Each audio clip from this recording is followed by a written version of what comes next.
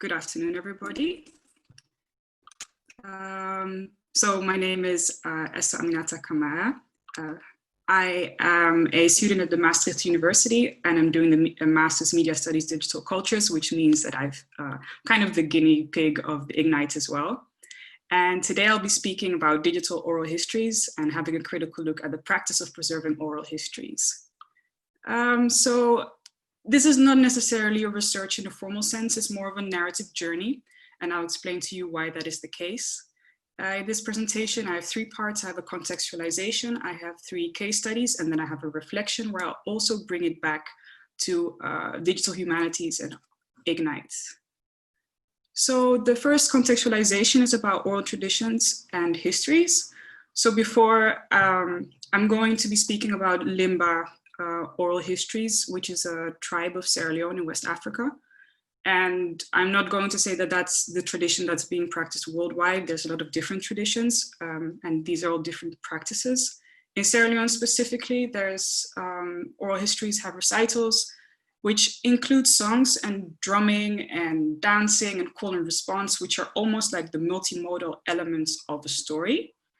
Different formats would be parables, myths, folklore, but also the ritual chanting of craftsmen. For example, when they're working with wood, they would be chanting, and it's a way to also communicate with the spirits.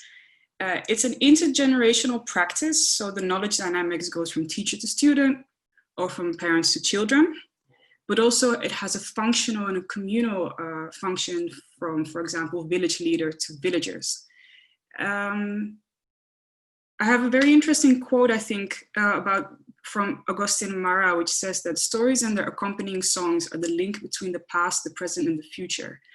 And when we then link this to the last point, which is that the teller and listener become living archives, it means that every time a story is told, the listener becomes the potential teller and stores the story in his or her own memory bank. So it's not an external source and it's not an external archive, these are kept inside. Now on the right, you'll see some connotative binaries, and this is that because the oral is often opposed to the written, the traditional to the modern, and the colonial to the indigenous. And I think this categorization is sometimes problematic. But also when you then see the quote here by Miriwewa, I don't know how to pronounce that, excuse me, we see this concern with the written because of the influence of the foreign hand. And when you look at oral histories in Sierra Leone before the arrival of the European, there was no written kind of archiving practice. Everything was done orally and in your own memory bank. So then, is an oral history free from colonial influence? Is the written colonial? Do they capture different forms of narratives? And I think I don't have answers to these questions, but what I do think is very important that in Sierra Leone, the oral is a really important aspect of information dissemination, but it's not an aspect of formal institutions. So education, formal education will not be focusing on oral deliveries. It's a very Western kind of way of looking at information. So we go to the second part. With oral histories, there's a concern because it's intergenerational, goes from teller to listener. We now have a generation gap. There's a mass modernization, urbanization. So youth is moving away from the rural areas and living in cities. And the problem of living archives is that when they pass away, they're gone. So because the archive is internal, there's no way to access these stories anymore. Also, predominantly, the archiving practices have been focused on material heritage. So a lot of texts, documentation, artifacts, which stems from the colonial era and is still being continued nowadays. There are some efforts to also archive immaterial practices, but this is often through foreign funding. Then when we look at the digital, this might really be an opportunity to archive oral histories because a lot of Sierra Leoneans have mobile phones, etc. Within the digital humanities, there's also this debate on preserving history in, let's say, post-colonial settings. It might be neo-colonial.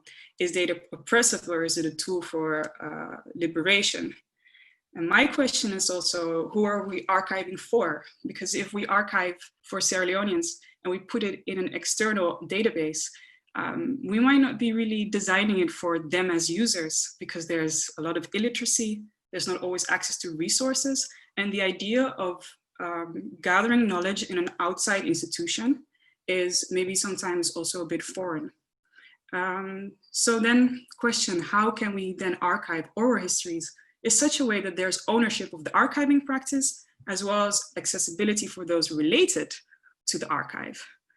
Well, and then I stumbled upon an issue, because when I wanted to find some practices of capturing oral histories, I got stuck in a feedback loop, because textually there's very little. There's a British lady who wrote down some of the traditional stories. And what I actually found was that I stayed within my own tribe. My father is a Limba from Sierra Leone. And this meant that I was only really able to access that which I had a relation to, which I think is a very important aspect of oral histories as well. So what am I speaking of? I'm speaking of Northern Sierra Leone, Cambia district, Tonko Limba. It's one of the 16 tribes. And I have 3 narratives that I found that came to me or that I actively sought. And that's why I'm also saying it's not really a research, it's more of a narrative journey, because it was really circumstantial evidence that came to me. These are all user uploads, so they're all kind of informal sources. The first one is a voice note that my father forwarded to me, and I'll play to you a short fragment.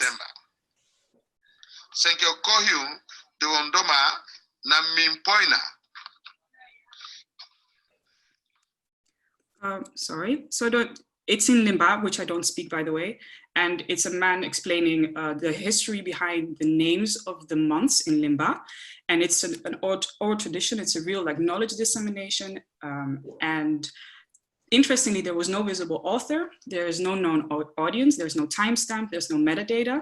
When I asked my father what this is, he then forwarded the screenshot you see on the right, and said it's the months of the year. The author wasn't really that important, it seemed. So then the second one is, I think, my favorite, because I asked my cousin, Yaya, if he has some stories for me for this research. And a day later, I received these 2 voice notes.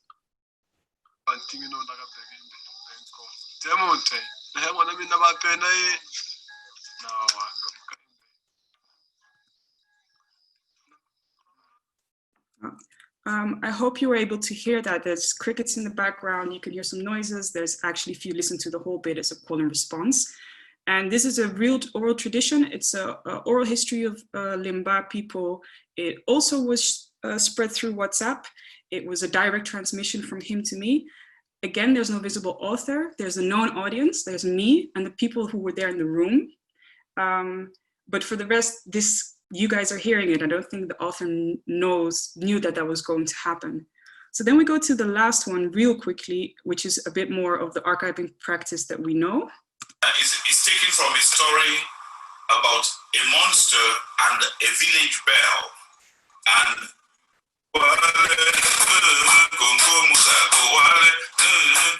okay, so this is a man who actually wrote a little book about Limba stories, self-published, and he's showing the accompanied songs because he believes that they cannot be disseminated, they cannot be, detached from one another. And this is a more of a search-oriented approach to finding these narratives. It's an archive, it's on YouTube, and there's a visible author of stories, it's this man, but there's still the unknown author of the people who originally made these stories.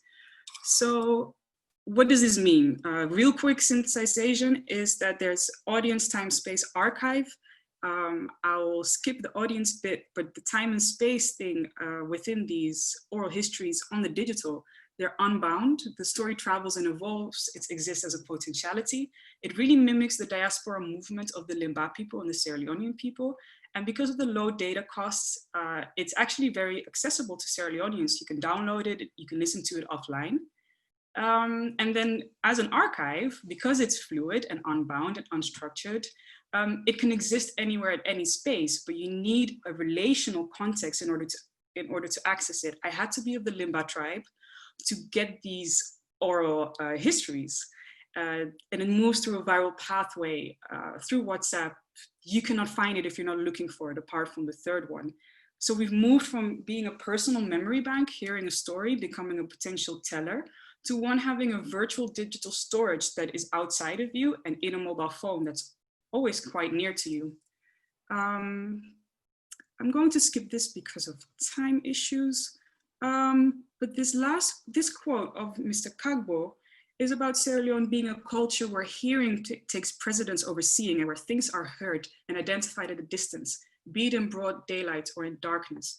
And this kind of focus on the oral and what the oral means and the spoken means versus the textual, the written, really shows that a lot of Sierra Leonean culture and how information survives, is disseminated and evolves is really through orality. And that means that maybe we should also recognize this more strictly as a source. So this brings me to the last bit, which is the digital humanities reflection. And first of all, when becoming this memory bank and the story and the teller and the potential and the listener potential teller, there's this real responsibility within oral history culture to become aware of your own knowledge and see yourself as a source of information. And I think that for students, this is very interesting, because if you are aware of your own frame of reference the moment you interact with a story or you reproduce the story, this is a new layer of critical thinking. So that's my student perspective. Broader sense, I think that recognizing alternative contexts as starting points for academic inquiries can lead to really interesting findings and new sources of information, and it can enrich the curriculum as well. Lastly, I think there's also an issue with oral texts, and Paul et al., they really have a good quote about oral histories in Native American practices, is that in the case of oral history, there are neither authors nor publication dates. So how in an academic setting can we then take these oral sources? How can we see that they're genuine? Are they authentic? And does that actually fit the way an oral narrative exists? Because there is no author. That's their exact form. They always evolve and transform. There's always a listener and a teller. And that's the end of my presentation. Thank you very much.